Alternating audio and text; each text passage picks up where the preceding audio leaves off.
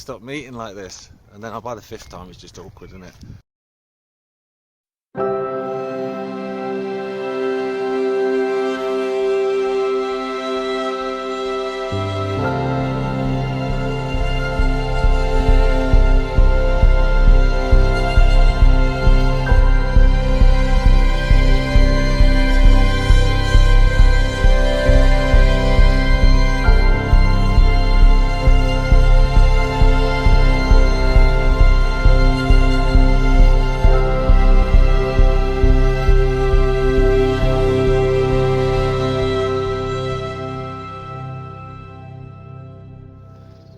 Down from the road, what was a bridge and a huge cutting to Tibshelf town railway station. As you can see, that's it now. They've infilled it all, so there's literally nothing left of the platforms, of the massive engine shed. Well, there might be something left, but I'm not going to annoy the farmer by trying to dig it up.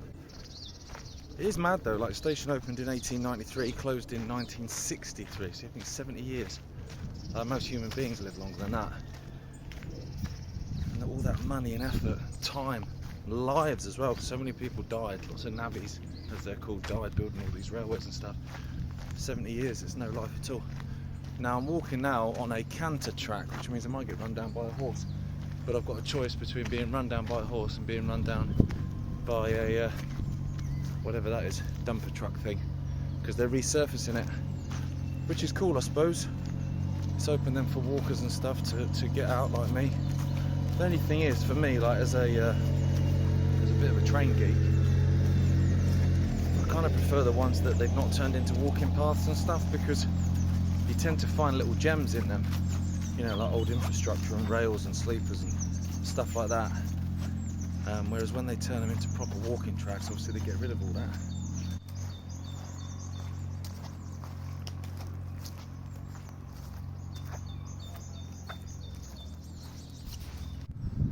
Following the track bed of the old Great Central, which you might have heard of. It's a main line, high-speed main line that went from London all the way up to Manchester. In that direction there, it shoots off there. That's London in that direction. If we go back through Tibshelf town station as it was, then that went all the way up. And the next stop, major city stop, was Sheffield. The weird thing about it being called Tibshelf town is Tibshelf isn't a town, it's a village. And if you look at the houses and stuff now, yeah, they're pretty modern houses really. So it was even smaller back then, but it was called a town. They called the station Tibshelf town. I think they probably thought that because it had 2 big coal mines that it would expand and get bigger and bigger and bigger, and then it'd end up getting town status, but it just never happened. 2 coal mines closed. Top pit went in 1939 I think, and the bottom pit, which is where we're about to go now, went in 1936. Great Central went through here until about 1966, but obviously the station was closed in 63. So what I'm going to do, I'm going to stomp, because I can't really get down that bit, so I'm going to stomp round to where the bottom pit was. It's now called Tibshelf Ponds, which is nice, although I did get barked at there once for feeding the ducks bread. Apparently you're not supposed to do that anymore. I didn't get the memo. I don't think the ducks got the memo either, they seem to be right enjoying it. Shooting off down this bit, so the railway went straight through there, through the trees, and if you see where that geezer is, who looks quite bright at the minute, right up there went another colliery branch that went up to the top pit. There's nothing left of that now at all. There was a massive cutting, but I did manage to find like an old railway bridge on it, which I'll put a picture of now, and then I found a picture on the old parish council website of Tibshelf, and you can see the cutting. Now I've come off the railway, right where that gentleman is with the dog, that's Tibshelf Pond, so that was the bottom pit. Now these houses here, the reason I wanted to film this is I found a picture that someone had put on the local Facebook page for Tibshelf history, and you can see there just what it looked like. So I'm just following the track bed as much as I could, really, because it used to be a massive embankment like you just saw. They've just taken all that away. So I've got Tibshelf Ponds behind me. That was the coal mine.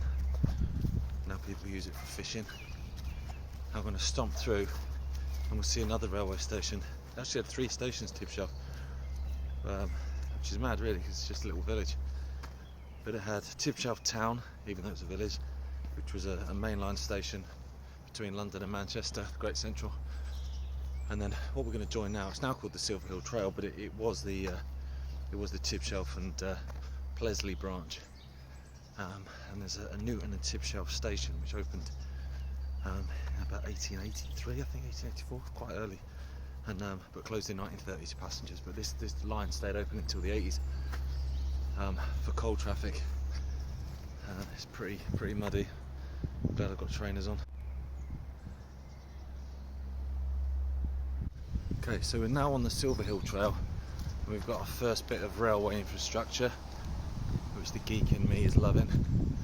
So over there, obviously there's nothing left, it's just trees and a field, but that was the Great Central. It went flying over there through the village of Newton. If you look down there, that's an entrance to what was Tibshelf and Newton Station, but I'll get a better view of that in a minute. And then here's a railway bridge, which is always good, isn't it? So down there's Newton Tibshelf Station. Done a pretty good job, haven't they? And there's the bridge over the road. Now I would film a bit closer to the house, but it's actually attached now to an absolutely massive house. So I don't really want to film people's private residences, obviously. That way, that's the trail that goes all the way to the Erewash Valley line. So that's the line between Nottingham and Chesterfield. So yeah, I'm always quite conscious of filming like people's houses and stuff. Like, obviously this is the first video I've made, but when I go out walking, which I do whenever I get a bit of time, I always take photos and videos and stuff of where I've been. for me to look at when I'm old and don't have a memory anymore. But that's why I thought I'd start this channel. Why not just document it walking about?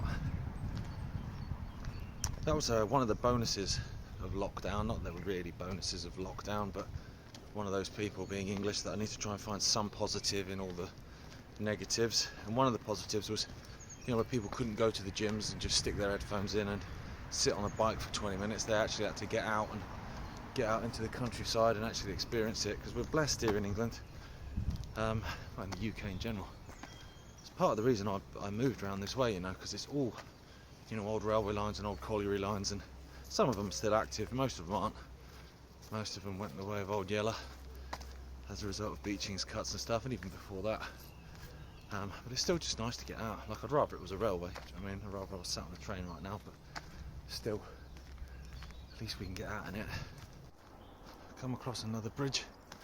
It's pretty high, that one. Like, it's quite a deep cutting that we're working our way through now. And in the background you can just see that's the M1.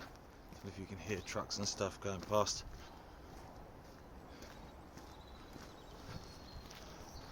It's kind of quite a weird contrast. You can hear the birds singing in the trees and then an Arctic truck flying past.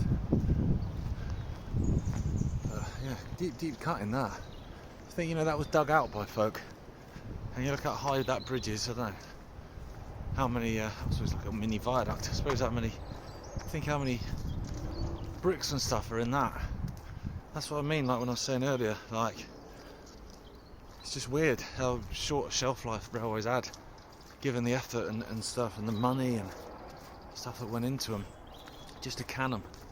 And now, obviously, because, you know, it was dead short-sighted, they're trying to bring a load of them back. I think that's part of us. That's a sort of prerequisite of a councillor, isn't it? It's absolutely zero foresight. So I'm just passing under the bridge. I tried to get the drone up at Tibshelf Ponds. My first time on a drone. And because I'm a bloke, I didn't read the instructions, because you don't, do you? Just turn it on, it'll be alright. I have to try and get some instructions, because I sent it off a mate. I sent it right up, and it started throwing a wobbly about the wind.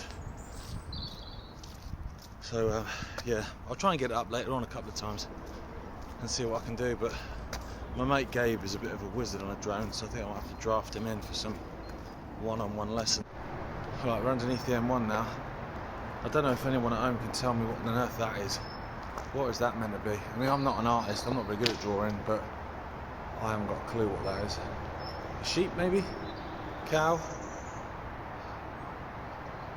Or a table?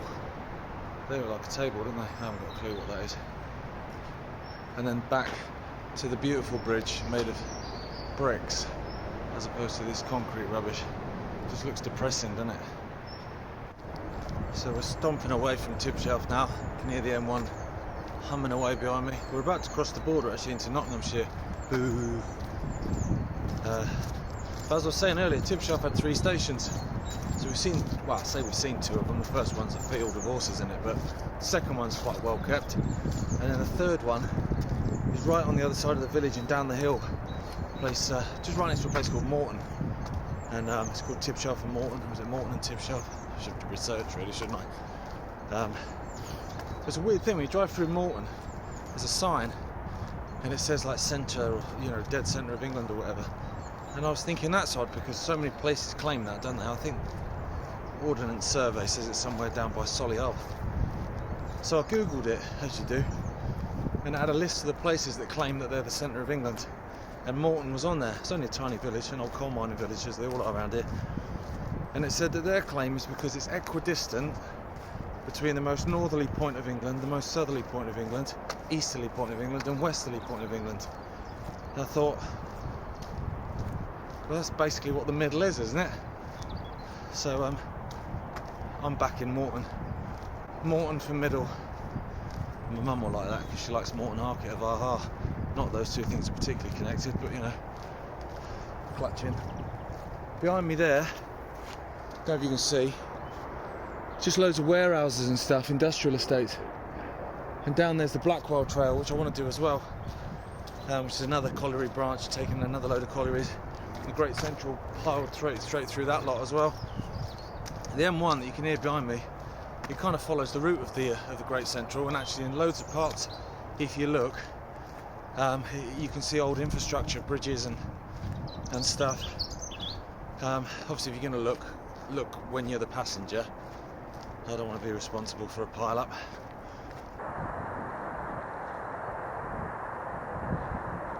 Might sound a bit different. I'm trying to switch between the phone and the GoPro because I had the GoPro on the go, and for some reason it was having a wobble, so I switched to my phone. But obviously I'm going to need that for the drone if I'm going to have another go. So I'll try and switch between these 2. So sorry if the sound's a bit different.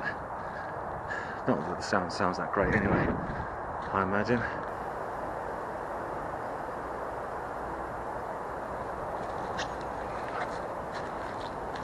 I would have a read of that, but it's pretty hard to see.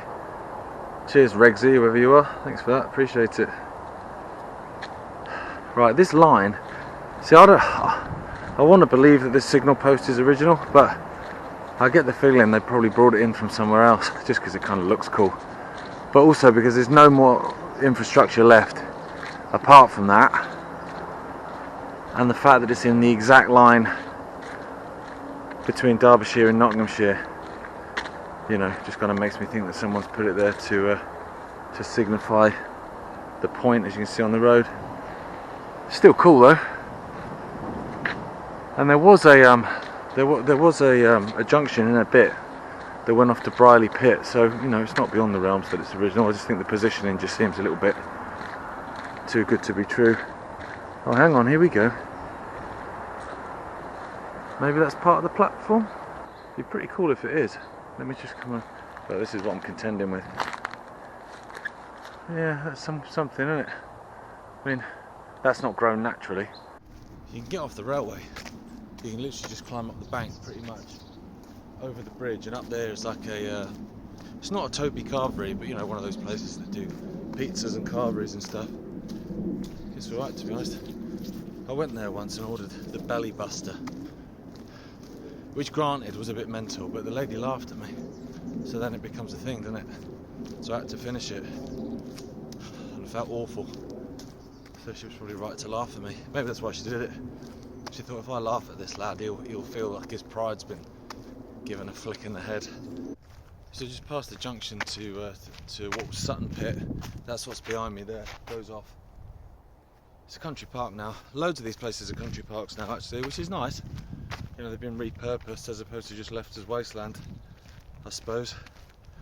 Yeah, there's a nice cafe and stuff. There's a memorial there for miners that were killed in that coal mine. You'll find that in all these country parks around Derbyshire and Nottinghamshire. There's always memorials because it was a tough gig. mining, especially in the early days. And an interesting one, so it's Brierley Forest Park, it's called now. It was known as Brierley Pit. It was actually Sutton Ashfield Pit, which was renowned for being pretty grim, I think. And they ended up having to draft in a load of lads to work the pit. I don't know why. I don't know if it's because, you know, local lads didn't want to do it because it was so grim. Could be part of it, I suppose. But they actually ended up getting a load of lads in from Brierley, which is in Staffordshire. So it's, you know, way back that way. So because it was worked by a load of Brierley lads, it became known as Brierley Pit, and they still call it Brierley Country Park now, which is nice. Kind of like stuff like that. We're not far from the spur now, off to Brierley Pit, and I've just spotted this. It widens here, which makes me think, you know, there's probably some sidings and stuff. I don't know if you can see that. There's a piece of rail track just stood there on its own. Hang on, oh, jeez. I'm gonna get asked to do a bush tucker trial in a minute. Yeah, look at that.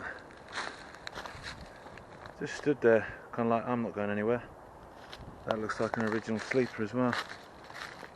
Yeah, original sleeper. You can see the bolt holes there where they stick the track on them. I love stuff like that. You know, just like a relic from the past. So there's another one here. These are dead expensive, these are, if you try and buy them. Maybe not as rotten as that, they're not, but you probably won't be able to see this. I'm going to try and zoom in. I am using a phone though, which is, you know, you can see that on the BBC. But those buildings there in the distance, they're quite weird looking, kind of quite quirky looking, like little boxes going down. You can see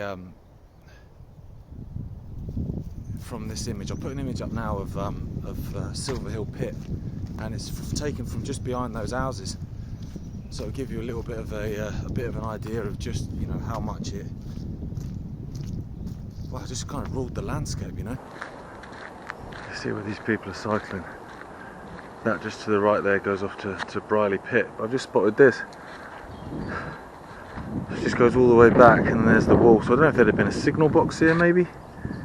I'll have a look on the map and see if I can find out what was here. I don't mind cycling, to be honest. I just prefer walking because you can just take more stuff in. Do you know what I mean?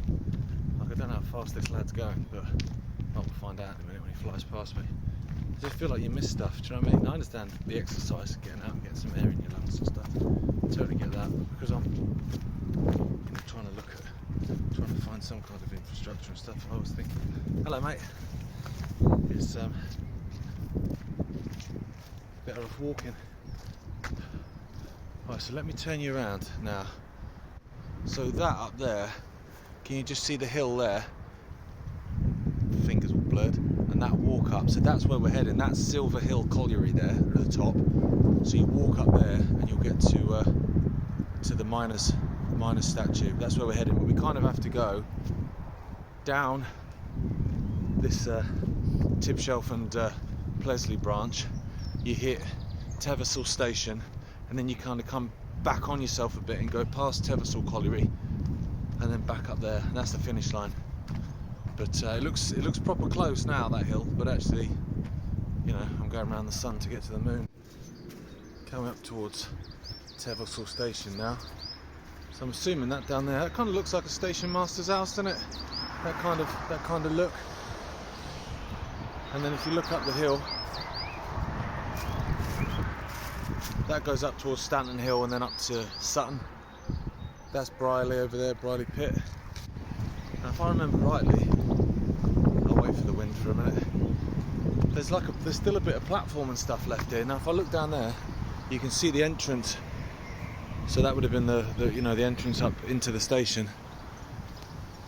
I think the platform bit that's there, I don't think it's original. I think, you know, someone's, probably the council, have just sort of put something there to commemorate it.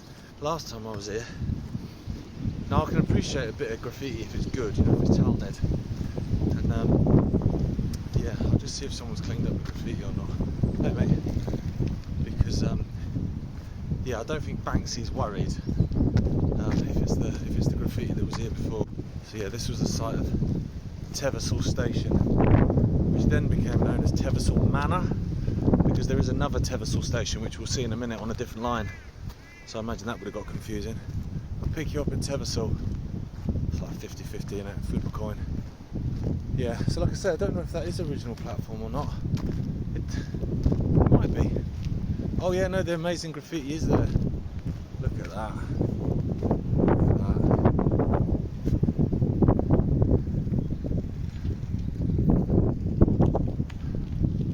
So I mean, what's the point? What is the point? Teversal Football Club. But yeah, like I say, it might be. I might be totally wrong. It might just be a small segment of it, but this is another station that closed in 1930, so you know, it might be, but they don't feel original to me. But in a minute we'll cross over. So this is the Midland line. This is the Midland railway line. This is the Tibshelf and Pleasley line, between the two pits basically. And then in a minute it will be crossed over by the Great Northern. Nice little ground that. The pitch is in pretty good shape, isn't it? Not bad shape at all, given it's April. Geez, I never played on pitches like that. They were absolute bogs by like November. So we're past Teversal Manor, and this I'm going to do a quick left. It's not the way that we're going, but I'm going to do a quick left to see if I can find anything that was left of the other Teversal station, which became known as Teversal East. Because when I looked on the old railway maps, you can see some buildings are still there, and they're marked on those maps going back to like 18 something. So probably be a modern bungalow now I've said that, but if it is, it's built on the same footprint. I actually think they are modern buildings, you know. Although this is railway related, so this would have been a crossing gate by the look of it. But like I say, those houses are modern. I'm not going to film them obviously because people live in them. That's disappointing. Well, at least we've got to see a crossing gate. I'll tick that off my bucket list. Even the tree's gone a whopper. I wonder what that was there. Those foundations were something. I'll have to have a look on the map, see what I can find. It'll be something railway orientated. Maybe another signal box. I need to hold the camera still, don't I?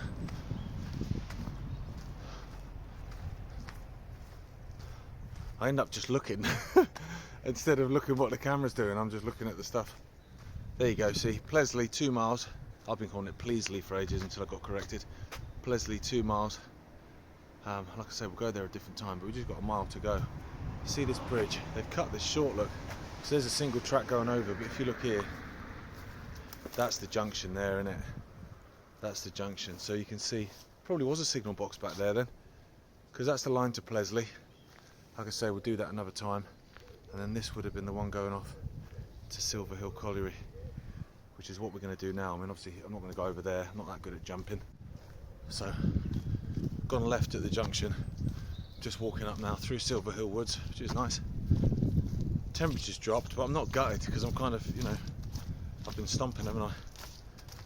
But I need to be more conscious of keeping this camera straight. It's just dawned on me that you guys, it's like watching the Blair Witch Project, I bet, for you lot. What we'll do in a minute, we'll do a left and we'll go past Teversal Colliery. There's nothing left, it's just a couple of ponds and stuff, which is beautiful, don't get me wrong. Look, it's lovely. I like ducks, they're cool, but in terms of, you know, the buildings and that kind of stuff, there's nothing. But Pleasley Pit's still got, you know, the big winding arms and the buildings and stuff. It's all there, like I guess like a museum for it, but it's got a cafe attached and they do an amazing fry up.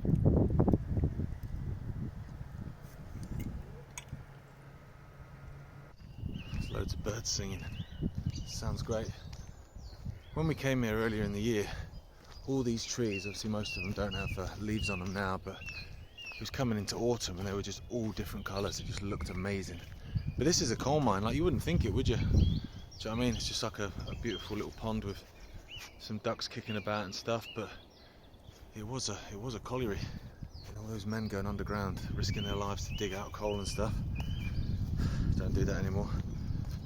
Just reliant on Eastern European gas to heat your home. That's the worst that could happen. So here we go. See, I've just said there's nothing here. See, because there's the pond. But if you look past the two pterodactyls in the distance, look at that. That would have been the road. Just crazy, like people have driven that up that going to work.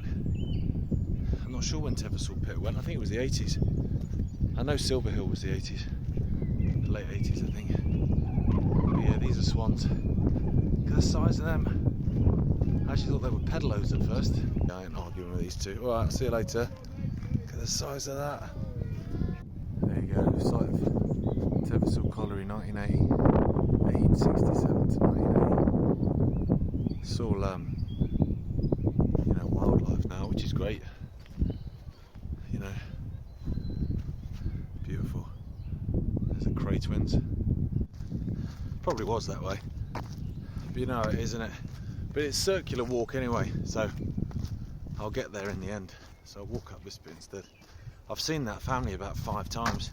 You know, the first time you go, all right, hello, you okay? Yeah, and the second time again, and then, oh, need to stop meeting like this. And then by the 5th time, it's just awkward, isn't it? And you're just like, all right, I'll definitely win the wrong way. But like I say, I'll get there in the end. God, how many dogs do you need? Yeah, I've gone the long way. I asked the ladies with the dogs, but that's all right. These are quite a hill though. I don't know if these are small spoil heaps or not, or whether they're just natural hills. Nearly there. Just walked past the bench. I always look, like, you know, when they've got plaques on them, I always look. Yeah, poor lad, born in 1977, died in 2004, so no age, and had a plaque, that commemoration just said Dad. I think, jeez, man. It's weird, isn't it? What's it all about? So we'll find out when we get there. Here we go, there's the miner statue. Now we're talking. Oh, that geezer's running it. Fair play, son. Up the stairs. Well, actually, I'm not even walking upstairs, I'm just walking on a path. I don't know why. It seems like it would be easier. I don't know if you can hear now just how windy that is, but the view's amazing. Like when you get to the top. So here we go. There's the miner checking for gas. It's an awesome statue. I love that. Oh man, I've got a runny nose now just from the wind. I wanted to get the drone up there, but no chance. If I walk down this hill, which is what I'm doing now, you can see the old, they've got them obviously fenced off because it'd be like, for a while, the old coal shafts, the old mine shafts. So we're going to take a look at them, and when I get a little bit lower, obviously the wind won't be so much, so I'll try and get the drone up there and see if I can't get some cool visual stuff. I recognise where I am now. Definitely should have followed the crowd. First time I'll ever say that. See, that's where they've capped the shafts there. You see them. There you go. I'm walking right through a bog now for some reason. But yeah, there it is, capped off. I'm trying to see what the sign says. This is the, yeah. Trainers were not a great idea. I've come out on a stump like this, armed, you know, well, with a pair of trainers on, armed with my daughter's water bottle and a pack of Snacker Jacks. Danger gas. The Coal Authority. There you go. Look at that. So obviously still venting, still escaping out the shafts. There's another one exactly the same there. And there, I imagine, would have been miners' houses. These definitely would have been spoil heaps then. If that's the coal mine. It's a beautiful dog that just jumped up at me. Should have been filming. The owner said it wants to be on telly. Well, I just have to settle for YouTube. But yeah, they would have been spoil heaps then. Yeah, there you go, look, some coal just chucked over. And there is a track. So the rails are still there. That line then would have gone back to where we came from. But I'm assuming because of the structure, I mean this is, you know, solid, like, you know, concrete base. I'm wondering whether this was, you know, where they loaded the wagons. So they'd, like, you know, bring all the wagons in here, and then you've got those big, you know, big like loading machines, top loaders I think they're called. It's a band, isn't it? But yeah, there's the coal mine itself. Yeah, not much left. Well, nothing really, just a couple of rails.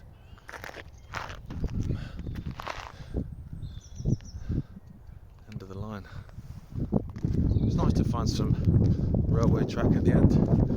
So that was Tibshelf Colliery, nothing left, just fishing. Then past what was Brierley Colliery, obviously we didn't go in there, but we'll do that another time. That's just a country park now. Then Teversal Colliery, which is a pond, and then we hit Silverhill Colliery. At least with Silverhill Colliery, you know, you've got the capped off mine shafts and a little bit of track, which is nice. If you like what you've seen, click like, subscribe, you know the drill when it comes to YouTube. But obviously that's my first attempt, so I'll keep working at it, getting better. Hopefully it won't be so windy so next time, so the sound will be better and I can get the drone up and do a bit more like that. But hope you enjoyed it. I did. Got to walk home now.